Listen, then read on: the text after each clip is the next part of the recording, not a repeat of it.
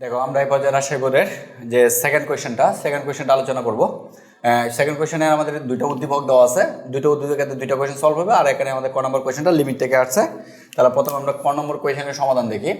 ক নম্বর কোয়েশ্চেনে তোমাকে বলছে যে লিমিট এত ইকুয়াল টু 5/2 প্রমাণ করার জন্য। ওকে, তাহলে আমরা লেফট হ্যান্ড সাইড নিয়ে কাজ করি। যে লেফট হ্যান্ড সাইড সমান সমান হচ্ছিল লেফট হ্যান্ড সাইড সমান সমান হচ্ছিল কত দেওয়া আছে, লিমিট আমাকে দেওয়া আছে x টেন্ডস টু 0, এরপরে হচ্ছে উপরে হচ্ছে হলো রুট ওভার কত 1 plus 2x minus root over 1 minus 3x, ঠিক আছে 3x, এরপরে নিচে হচ্ছে কত x। এটা হচ্ছে আমাদের লেফট হ্যান্ড সাইডটা। ওকে, এখানে এই টাইপটাতে আমাদের যে কাজটা করতে হবে তোমরা মনে রাখবা যে দেখো রুটের ভিতরে একটা রাশি এবং রুটের ভিতরে অপর একটা রাশি, মাঝখানে প্লাস মাইনাস যাই কিছু থাকুক না কেন, আমরা সবসময় রুটযুক্ত যে রাশিটা থাকবে মানে উপরে যে এই রাশিটা উপরেও থাকতে পারে নিচেও থাকতে পারে। এখানে দেখো লিমিট তুমি যদি 0 বসাও তাহলে নিচে 0 এসে পড়ে, মানে লিমিটটা আমার কি আছে, ফাংশনটা কি আছে, অসংজ্ঞায়িত হয়ে যায়। তাহলে আমার এখান থেকে এক্সটাকে বাদ দিতে হবে, মূল কথা হচ্ছে এটা লিমিটের উদ্দেশ্যে। তাহলে এই লিমিটে আমাদের এটা এক্স বাদ দেওয়ার টেকনিকটা হচ্ছে যে এই রাশি এই দুইটার অনুবন্ধী দ্বারা লব এবং হরকে কি করতে হবে, গুণ করতে হবে।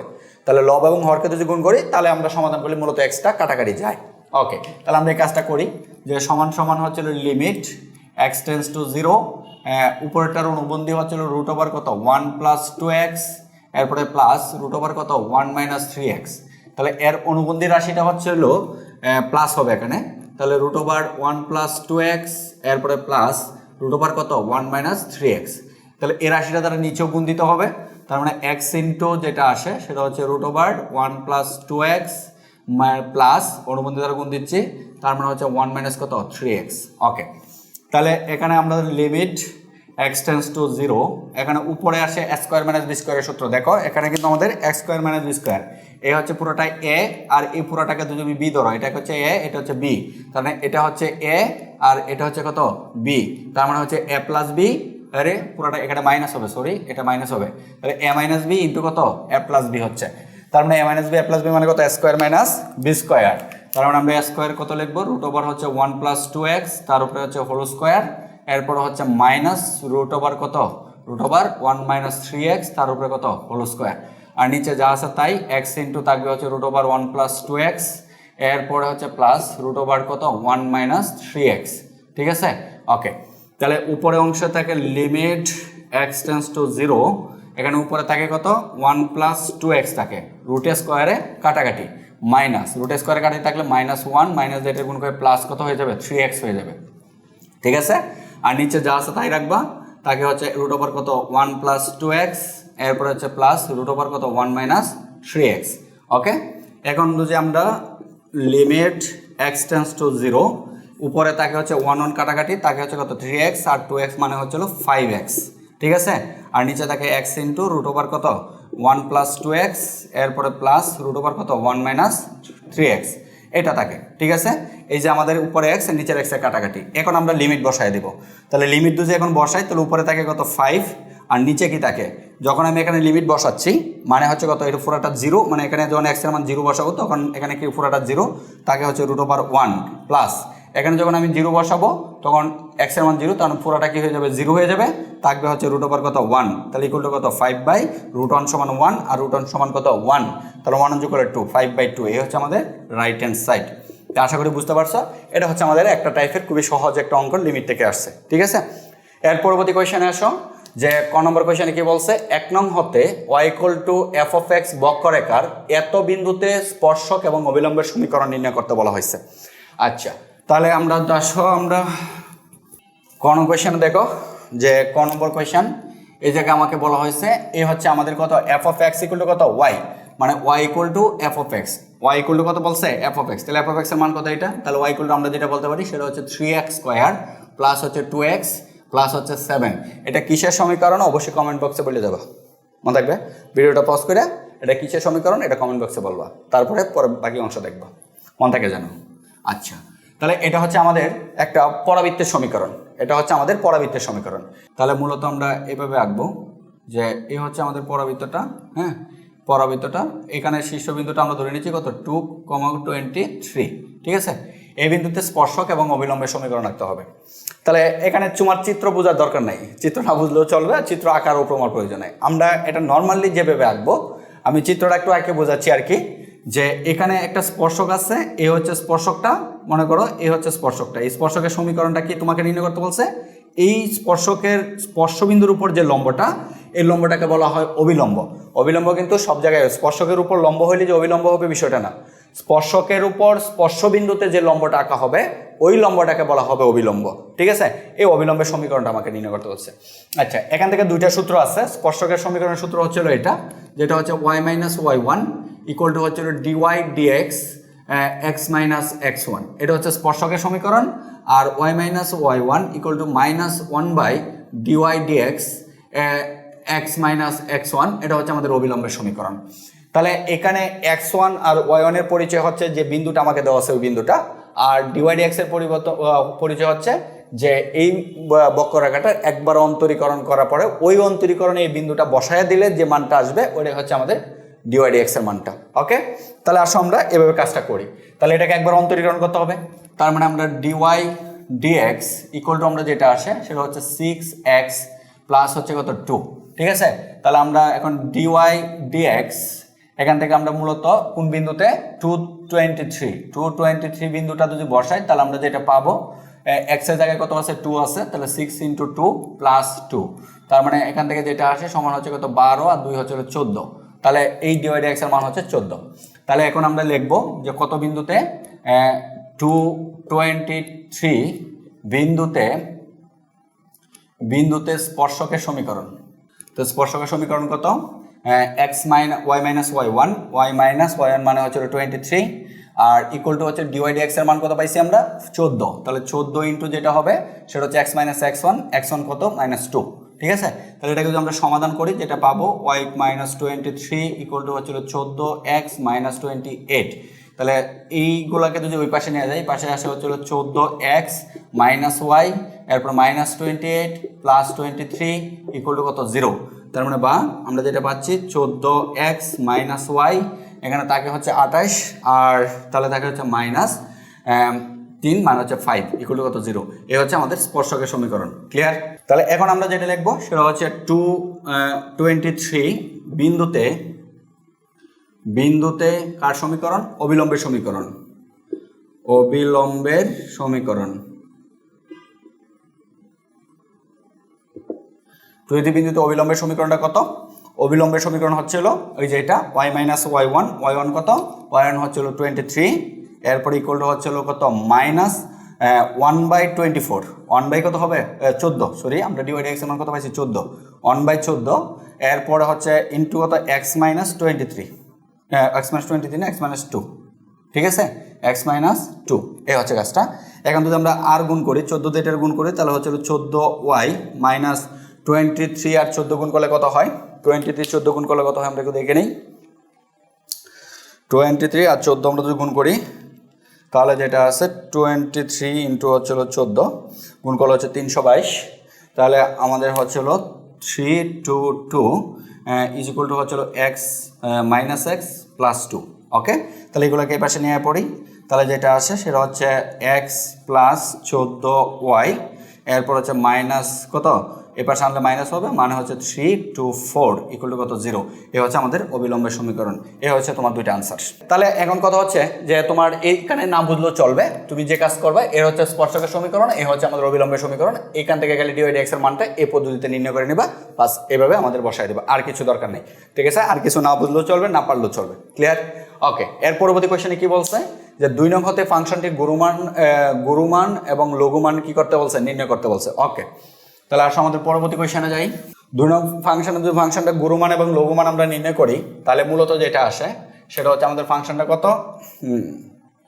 2 নং হতে ফাংশনটা কত, এটা মানে হচ্ছে g of x equal to তোমাকে দেওয়া আছে 54x মাইনাস হচ্ছে 2x মাইনাস 7 হোল কিউব, এটা তোমাকে দেওয়া আছে।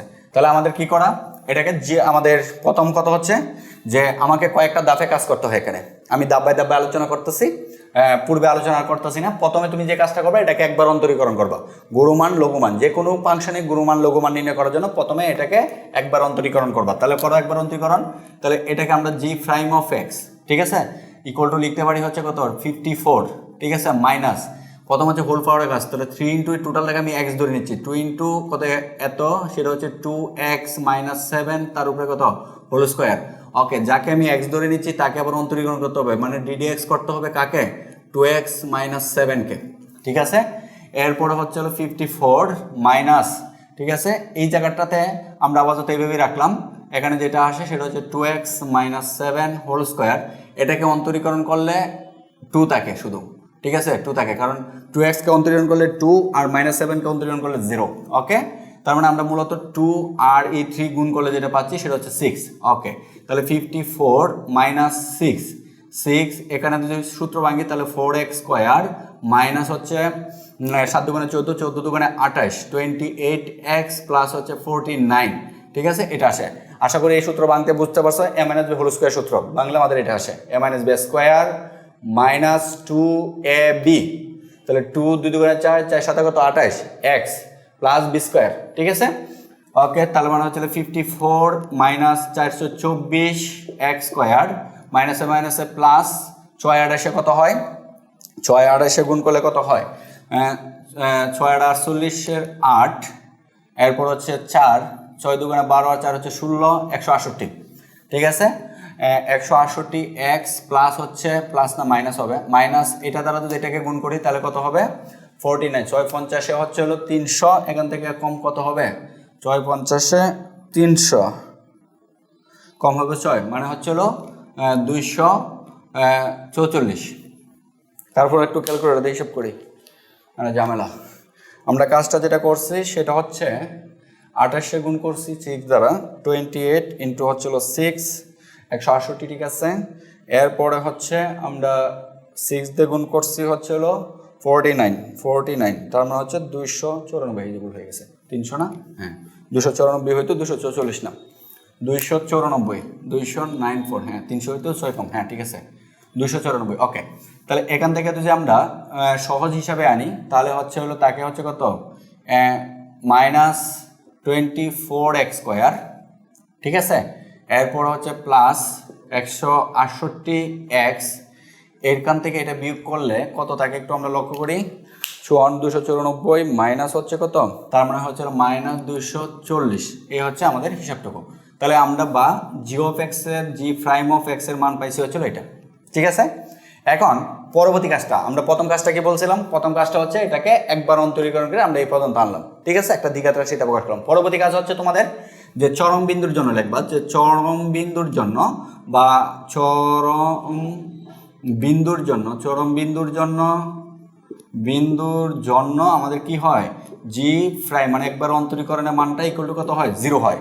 তাহলে এই জায়গা থেকে আমরা যে কাজটা করব, যে মানটা বসাবো, তো জি প্রাইম অফ এক্স এর মান কত, মাইনাস 24x স্কোয়ার প্লাস হচ্ছে 168x মাইনাস হচ্ছে 240 ইকুয়াল টু কত, 0।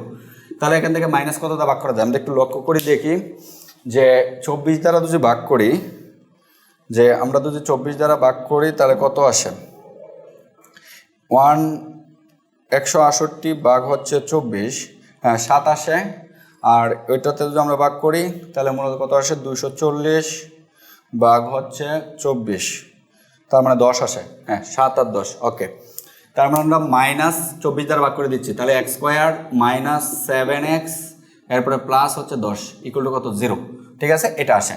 এখান থেকে আমাদের এক্স এর মানগুলো বের করবো, তাহলে এক্স এর মানগুলো করতে কি করতে হবে, মিডিল টার্ম করতে হবে।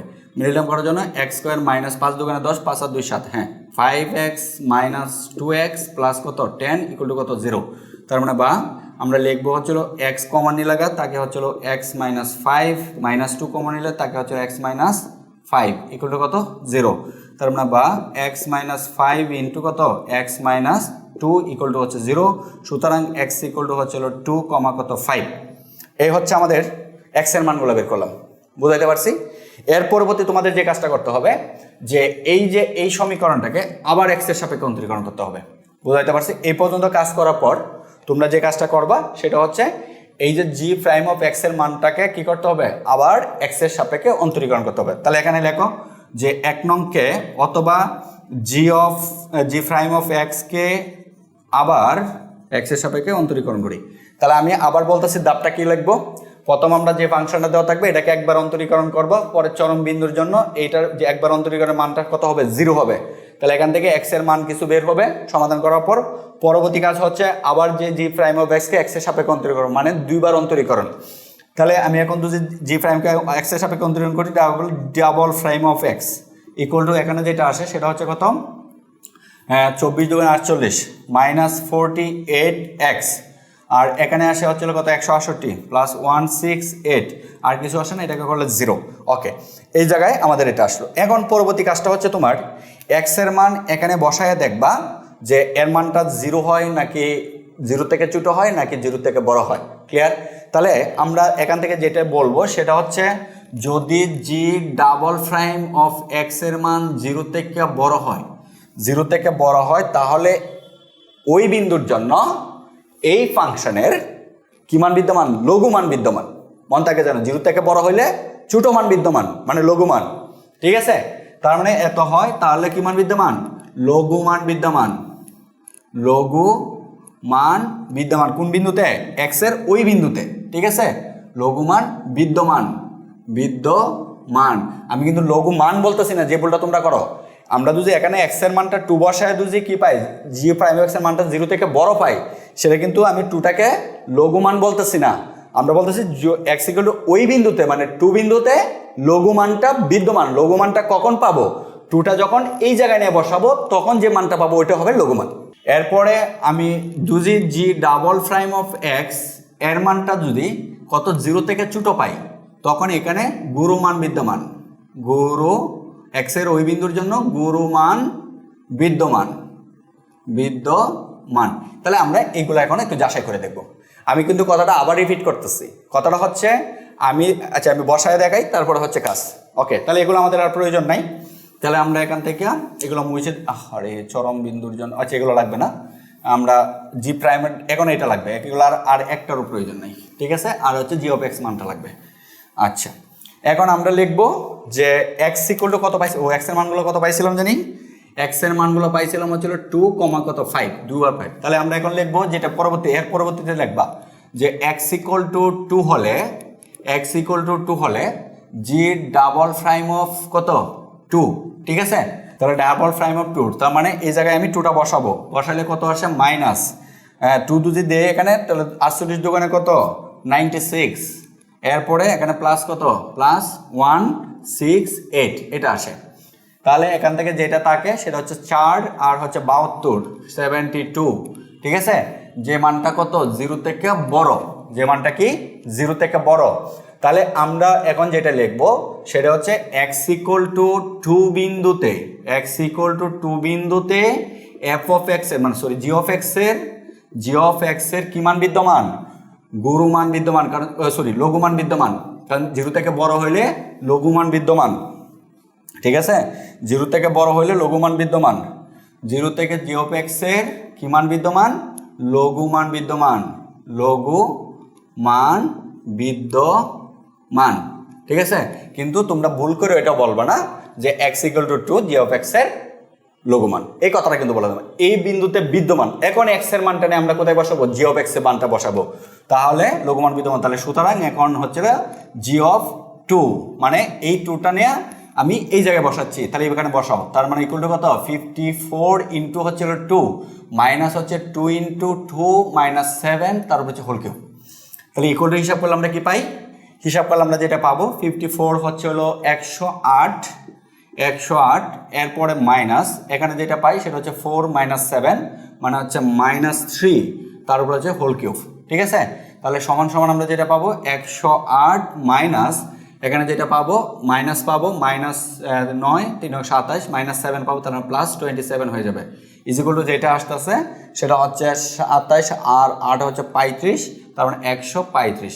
এটা হচ্ছে আমাদের লঘুমান। তাহলে সুতরাং নির্ণয় কত লঘুমান, তাহলে নির্ণয় লঘুমানটা কত পাইলাম আমরা? লঘুমান সমান হচ্ছে 135। হ্যাঁ, তাহলে নির্ণয়ে আর কি লিখতে পারো, নির্ণয়ে এফ অফ এক্স এর লঘুমান, নির্ণয়ে কত জি অফ এক্স এর লঘুমান কত সমান আমরা পাইছি 135। এটা হচ্ছে আমাদের একটা আনসার। তাহলে আমি আবার কথাটা রিপিট করতেছি। আমরা কাজটা কি করছি, প্রথম আমরা একবার অন্তরীকরণ করছি, পরে চরম বিন্দুর জন্য জিও প্রাইম ইকুয়াল 0 বসাইছি, এখান থেকে এক্স এর কিছু মান পাইছি, পরে একবার যেটাকে অন্তরীকরণ করছিলাম এটাকে আবার দ্বিতীয়বার অন্তরীকরণ করছি, পরে এক্স এর মানগুলো এই জায়গায় বসাচ্ছি, বসানোর পরে দেখতেছি যে ডাবল ফ্রেমের মানগুলো কি হইতেছে, 0 থেকে বড় হয়েছে নাকি ছোট হয়েছে। যদি 0 থেকে বড় হয়েছে তার মানে এক্স এর এই বিন্দুতে কি মান বিদ্যমান, লঘুমান বিদ্যমান, নট লঘুমান, লঘুমান বিদ্যমান, মানে এই বিন্দুতে লঘুমানটা আছে, কিন্তু লঘুমানটা কত সেটা পাবো আমরা যখন এই টুটা নিয়ে আমরা এই জি অফ এক্স এ বসাবো, মানে এই ফাংশনে বসাবো। বসানোর পরে যে মানটা আসবে সেই মানটাকে বলা হবে লঘুমান। ক্লিয়ার? ওকে, তাহলে সেম পদ্ধতিতে দ্বিতীয়টা অ্যাপ্লাই করো। তাহলে এখন আবার কি, তাহলে আবার আমরা যেটা লিখবো যে এক্স ইকুয়াল টু কত, 5 হলে আমরা যেটা লিখবো এক্স ইকুয়াল টু 5 হলে আমরা কত, 5 হলে G double prime of 5 equal to কত, এখানে 5 বসাবো, মানে হচ্ছে -48, এখানে ক্যালকুলেটর লাগবে। আমরা যদি -48 সাথে যদি আমরা কি বসাই 48 48, তাহলে আমরা এখানে 5 বসাবো, তাহলে এখানে 48 সাথে 5 গুণ করি, 48 ইন্টু হচ্ছিল 5 মানে হচ্ছে 240। তাহলে আমরা যেটা পাচ্ছি 48 সাথে 5 গুণ করলে 240, এরপরে প্লাস কত, -240 প্লাস কত, প্লাস হচ্ছে 168। তাহলে মানে এখান থেকে যদি আমরা বিয়োগ করি যে মাইনাস কত 168, তাহলে হচ্ছে 72, মানে হচ্ছে -72 থাকে। ঠিক আছে? তাহলে এখানে আমরা এই যে জিও প্রাইমের মানটা কি পাইছি, 0 থেকে ছোট পাইছি। তাহলে আমরা কি বলছিলাম, যদি জি অফ ডাবল প্রাইমের মান 0 থেকে ছোট হয়, এই জায়গায় কি মান বিদ্যমান, এই এক্স এর বিন্দুতে গুরুমান বিদ্যমান, তখন আমরা সেম কথাগুলো লিখবো। ঠিক আছে? তাহলে এত থেকে 0 থেকে ছোট, তাহলে আমরা লিখবো যে এক্স ইকুয়াল টু 5 বিন্দুতে এফ অফ এক্স এর, ঠিক আছে না, G of X, sorry F of X না, জি অফ এক্স এর কি মান বিদ্যমান, গুরুমান বিদ্যমান, গুরুমান বিদ্যমান। তাহলে এগুলো আর প্রয়োজন নাই। তাহলে গুরুমানটা এখন কত হবে, তাহলে এখন আমরা কি লিখবো, জি অফ 5, তাহলে আমরা এই 5টা না এই বিন্দুতে বসাবো। তাহলে জি অফ 5 হতে কত, 54 ইন্টু হচ্ছে 5 মাইনাস হচ্ছে 2 ইন্টু 5 মাইনাস হচ্ছে 7, তার উপর হচ্ছে হোল কিউব। ঠিক আছে? এই টোটালটা যদি তোমরা সমাধান করো, আমি একবারে বলে দিচ্ছি, আনসারটা পাবা হচ্ছে 243, এই আনসার পাবা। তাহলে আমাদের সুতরাং নির্ণয়ে জি অফ এক্স এর গুরুমান সমান হচ্ছে কত, 243, এ হচ্ছে আমাদের আরেকটা আনসার। তাহলে আশা করি বুঝতে পারছো যে আমাদের গুরুমান লঘুমান নির্ণয় করার যে ধাপগুলা, আমরা মূল কথা হচ্ছে আমরা সকল অঙ্কে যে কোনো ফাংশনে আমাদেরকে যদি গুরুমান লঘুমান নির্ণয় করতে বলে, তাহলে আমরা এই ধাপগুলো অবলম্বন করব, তাহলে আমাদের ওকে, আর কোনো বাড়তি চিন্তা তোমাদের করার প্রয়োজন নেই। ওকে, তাহলে আশা করি বুঝতে পারছো। এখন আমরা পরবর্তী কোয়েশ্চেন সলভে যাব।